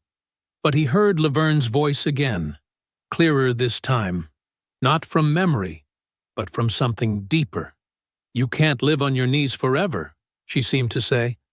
"Eventually, you have to stand, whatever the cost." The light through the barn cracks shifted to the warmer orange of late afternoon. Isaiah's head hung forward.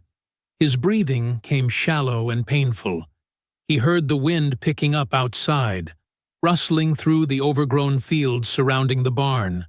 The guards sat near the door, playing cards now, occasionally laughing at some joke. Isaiah accepted that he might die here. The thought came with strange clarity. He might never leave this barn.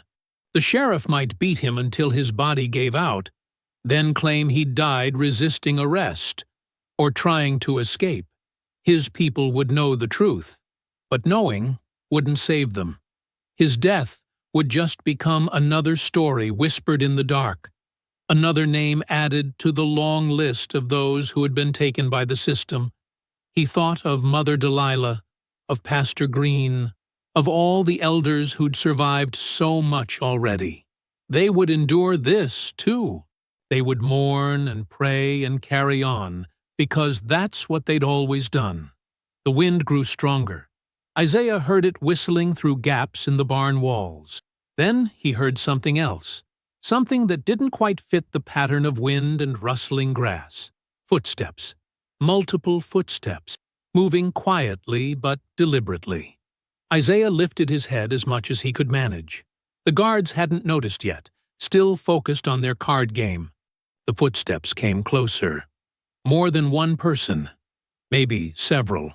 Night was falling now, the orange light fading to purple dusk. Shadows lengthened across the barn floor. Isaiah's heart began beating faster despite his exhaustion. He didn't know if what approached meant salvation or simply another threat. Another group coming to finish what the sheriff had started. But something in the careful quietness of those approaching footsteps felt different. He lifted his head toward the sound, muscles trembling with the effort, and waited. The barn door creaked open, slowly. Isaiah's head snapped up, muscles tensing despite exhaustion. The guards jumped to their feet, hands moving toward their weapons. But the figures that entered moved with purpose, and numbers that made resistance pointless. Mother Delilah came first, her small frame somehow commanding despite her age. Behind her came Samuel Griggs, his face wet with tears. Then Elder Thomas Reed, solid and steady. Pastor Green followed with 6 other men from Sunset Hollow, all carrying lanterns that cast warm circles of light across the dirty floor. "What in the—" one guard began. "You boys best step aside," Elder Reed said quietly. His voice carried absolute authority. "Federal investigators already been contacted. Been contacted for weeks now. Everything that's happened here is documented." The guards looked at each other uncertainly. They were outnumbered, and seemed to know it. "Sheriff's gonna hear about this," the second guard tried. "Sheriff's gonna have bigger problems than us," Pastor Green replied. "Now move!" The guards backed toward the door, and then fled into the night. Their footsteps pounded away into the darkness. Samuel Griggs rushed to Isaiah, falling to his knees. Great sobs shook his whole body. "I'm sorry," he choked out. "I'm so sorry. I was scared. I was thinking about my family, and God forgive me, Isaiah. God forgive me." He pulled a knife from his belt and began sawing at Isaiah's bonds with shaking hands. "Easy," Isaiah whispered. His voice came out ragged. "It's okay." "It ain't okay," Samuel said through his tears. "What I done ain't never gonna be okay. But I'm here now. I'm here now, and I ain't running no more." The ropes fell away. Isaiah's arms dropped and pain shot through his shoulders as blood flow returned. He would have collapsed if Mother Delilah hadn't moved to his side, supporting him with surprising strength for such a small woman. "We got you, son," she murmured. "We got you now." Elder Reed appeared on Isaiah's other side. Together, they helped him stand. His legs barely held him. "We need to move," Pastor Green said, watching the door. "Sheriff finds out we're here. He'll bring every armed man he can find." "Federal investigator?" Isaiah managed to ask. "Contacted him 3 weeks back," Elder Reed explained as they began moving toward the door. "Things been getting worse for months. We saw it coming. Been documenting everything we could. Who got threatened, who lost property, which families got run off their land." They emerged into the night air. The coolness felt like mercy against Isaiah's fevered skin. A dozen more community members waited outside with mules and a small wagon. "Can you walk?" Mother Delilah asked gently. Isaiah tested his weight. Everything hurt, but his legs held. "I can walk."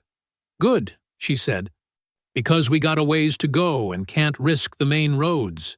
They moved into the woods, Elder Reed leading the way. He navigated by moonlight and memory, taking paths that barely qualified as trails. Roots and branches caught at their feet. The darkness pressed close around the small group. Samuel stayed near Isaiah, supporting him when he stumbled. The younger man hadn't stopped crying, though he'd gone silent now except for occasional hitching breaths. "You came back," Isaiah said quietly. "Soon as I realized what I'd done," Samuel whispered. "Soon as I gave them papers to the sheriff, I knew." I knew in my soul I'd made a terrible mistake. Went straight to Mother Delilah, told her everything. And she forgave you? She said forgiveness was God's business, Samuel replied.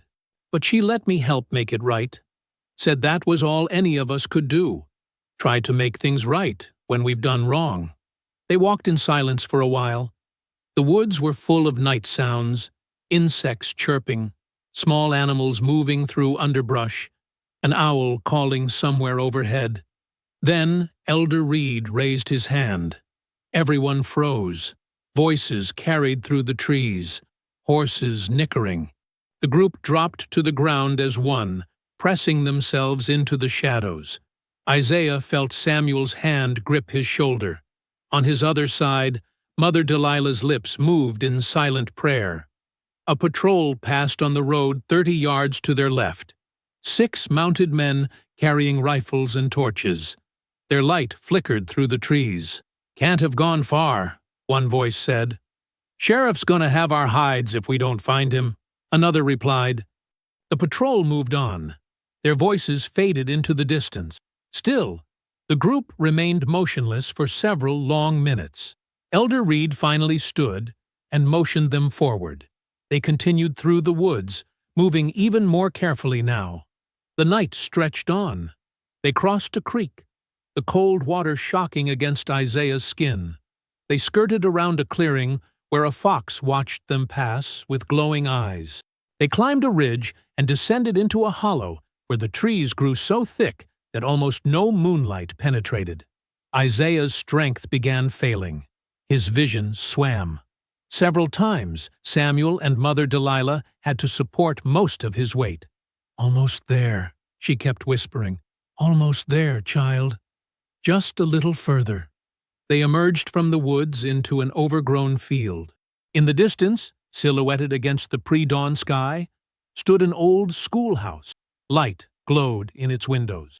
As they approached, Isaiah saw people gathered outside. More and more community members emerged from the shadows. Whole families who'd traveled through the night by different routes. The Johnsons, the Washingtons, the Clarks, faces he'd known his whole life.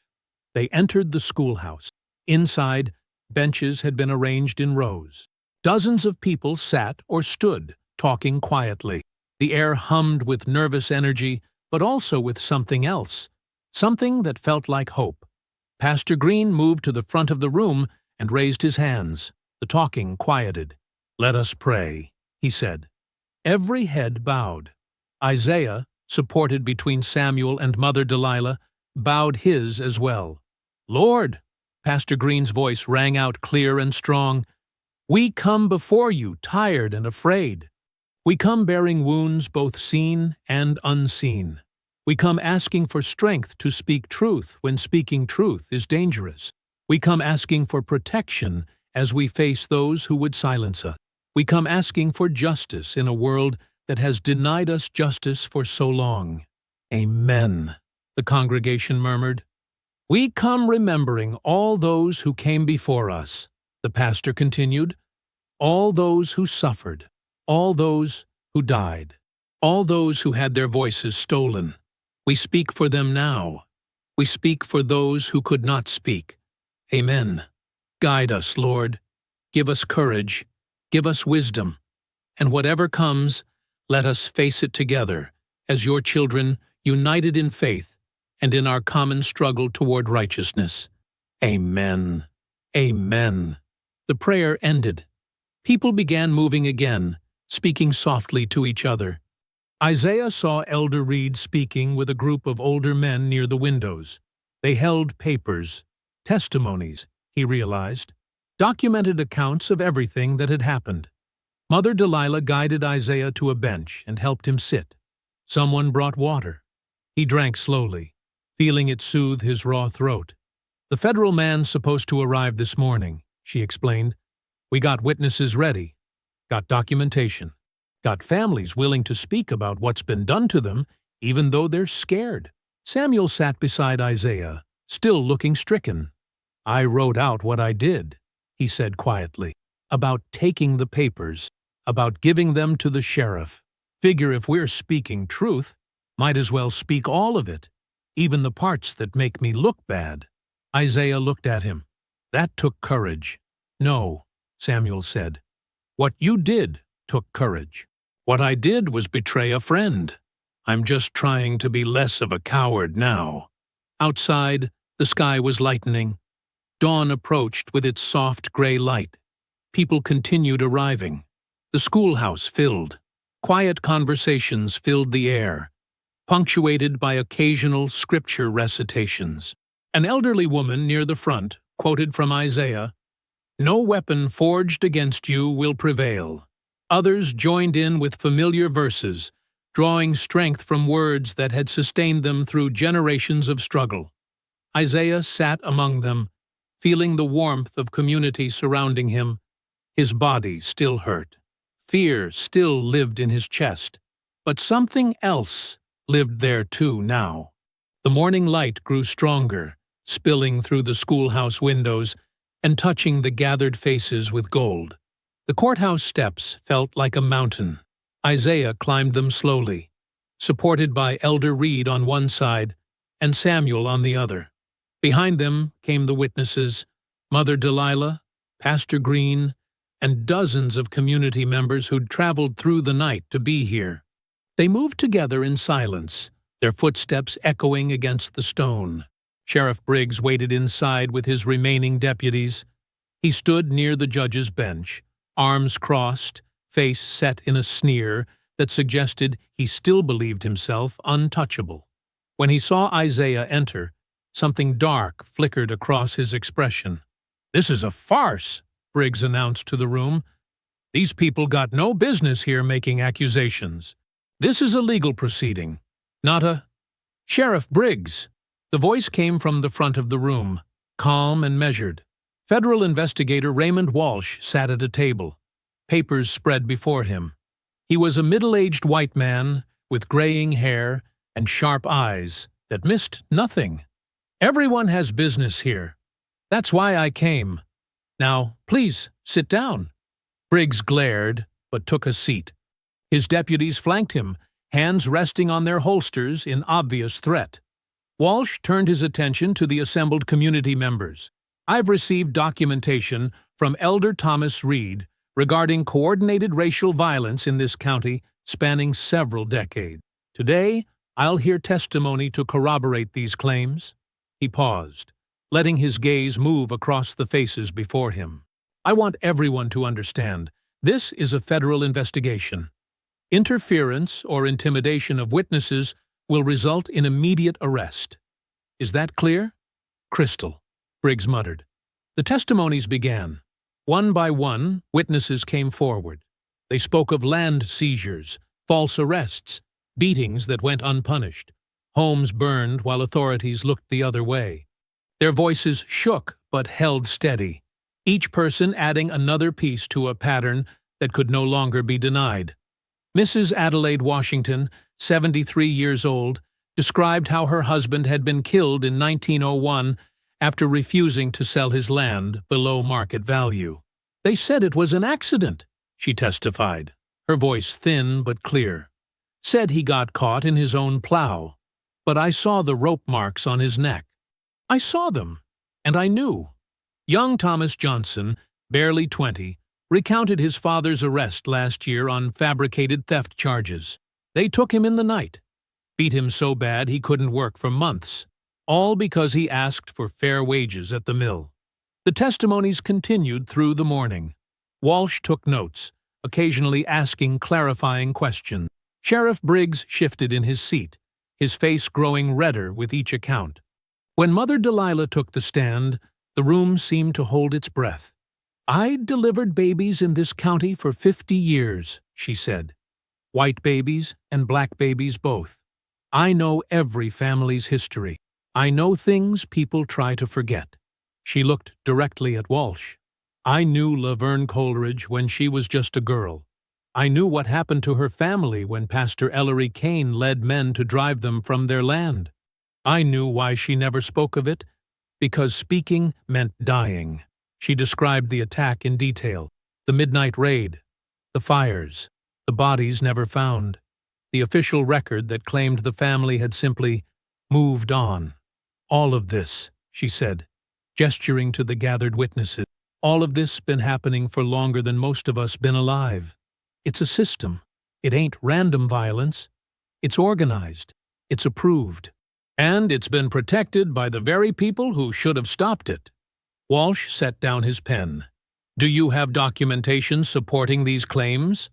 Elder Reed stood and brought forward a leather folder. Inside were decades of careful records, newspaper clippings, death certificates, property transfers, affidavits from witnesses too frightened to speak publicly until now. Names appeared again and again: Pastor Kane, Sheriff Briggs, various deputies and officials. "We've been keeping record," Elder Reed explained, "because we knew someday someone might actually listen." Walsh examined the documents in silence. The room waited. Finally, he looked up. "Mr. Coleridge, I'd like to hear your account of the incident 3 days ago." Isaiah rose slowly. His body still ached from the beating in the barn, but he stood straight. He moved to the front of the room and faced Walsh directly. "I was walking home from my shift at the mill," he began. His voice was rough but steady. 17 men surrounded me in the woods. They wore hoods. They accused me of causing trouble by reporting unsafe conditions. Then they attacked. He described the ambush honestly. The terror, the desperate fight for survival, the bodies left behind. He didn't glorify what happened. He didn't minimize it either. "I found identification on them afterward," he continued. 12 were deputies or state officials. One was Pastor Ellery Kane. He paused, gathering himself. "In Pastor Kane's pocket, I found a sealed letter with the county seal. It referenced my late wife's family and past corrective measures. I understood then that this wasn't random. This was connected to something that happened decades ago." "And what happened to this letter?" Walsh asked. Isaiah glanced at Samuel, who stood and came forward, his head bowed. "I stole it," Samuel admitted, his voice breaking. "I stole the letter and copies of the sheriff's ledger that Isaiah had made. I gave them to Sheriff Briggs because I was afraid. Afraid for my family. Afraid of what would happen if we challenged authority." He looked at Walsh with tears streaming down his face. "The sheriff burned everything, but I'm here now to testify it existed. I read those pages. I saw the names, the dates, the payments made. I saw decades of planned violence written down like business transactions." Briggs surged to his feet. "This is outrageous. You're taking the word of criminals and—" "Sit down, Sheriff," Walsh said quietly. "I will not sit here and—" Briggs lunged toward Isaiah. His hand went for his holster. The movement was quick, born from years of unchallenged authority and sudden desperation. Isaiah moved quicker. He didn't think. He simply acted. His hand caught Briggs's wrist before the gun cleared leather. He twisted, using the sheriff's own momentum against him. The weapon clattered to the floor. Briggs stumbled, off balance. Isaiah could have struck him then, could have driven his fist into that hateful face, could have made him feel a fraction of the pain he'd caused so many. Instead, Isaiah stepped back. He released Briggs's wrist and raised his hands, palms out. "No," he said quietly. "No more violence." The room was utterly silent. Briggs stood breathing hard, staring at Isaiah with something like shock. For the first time, perhaps, he understood that power could be restrained. That strength didn't have to mean cruelty. Walsh stood. "Sheriff Alton Briggs, you are under arrest for assault, conspiracy to commit racial violence, and obstruction of federal investigation. Deputies Franklin and Morse, you are also under arrest as accessories to these crimes." Federal marshals who had waited outside entered the courthouse. They moved efficiently, placing Briggs and several deputies in handcuffs. "This ain't over," Briggs shouted as they led him away. "You think this changes anything? You think?" The courthouse doors closed, cutting off his words. He never returned. The afternoon sun hung low when Isaiah reached the cemetery. He carried a small magnolia sapling, its roots wrapped carefully in burlap. Elder Reed had helped him dig it from the woods that morning. Laverne's grave rested beneath an oak tree at the edge of the burial ground. The wooden marker bore her name and dates, nothing more. Isaiah had visited every week since her passing, bringing wildflowers in spring and summer, clearing fallen leaves in autumn and winter. Today, he brought something different. He knelt beside the grave and began digging with his hands, scooping earth away to create a hole deep enough for the sapling's roots. The physical work felt good. It grounded him after the intensity of the courthouse. When the hole was ready, he unwrapped the burlap and lowered the small tree carefully into place. He packed soil around the roots, pressing it firm, giving the magnolia a foundation to grow from. Then he sat back and spoke to his wife for the first time in 3 days. "I learned things, Laverne," he said quietly, "about your family, about what you carried all those years without telling me." His throat tightened. "I wish you'd trusted me with it. But I understand why you didn't. Sometimes the pain is too heavy to share. Sometimes silence feels like the only protection." A breeze moved through the cemetery, rustling the oak leaves overhead. "I planted you a magnolia," Isaiah continued, "because you always loved them, because they're strong and beautiful, and they bloom even when conditions ain't perfect." He touched the slender trunk gently. "This one's young now, vulnerable, but it's got good soil, and it's got time. It'll grow. And maybe someday, when our grandchildren we never got to have visit this place, they'll sit in its shade, and they won't know all the pain that came before. Maybe they'll just see something beautiful." He bowed his head and prayed. Not the desperate prayers of recent days, but something quieter. A prayer of thanks for justice beginning. A prayer of grief for all that was lost. A prayer of hope for what might grow from this scarred ground. When he finished, Isaiah stood. His body still hurt, but healing had begun. He touched Laverne's marker once more, then turned toward home. Church bells rang in the distance as evening settled over Sunset Hollow. The sound carried across fields and through streets where people were beginning to emerge from their homes with less fear than before. Truth had been spoken. Power had been challenged. The system that seemed immovable had, in fact, moved. Isaiah stood beside the young magnolia tree, one hand resting on its trunk, listening to those bells ring out their ancient song of faith and gathering. The tree's leaves stirred in the warm breeze, small and fragile now, but alive with possibility. I hope you found that story powerful. Leave a like on the video and subscribe so that you do not miss out on the next one. I have handpicked 2 stories for you that are even more powerful. Have a great day.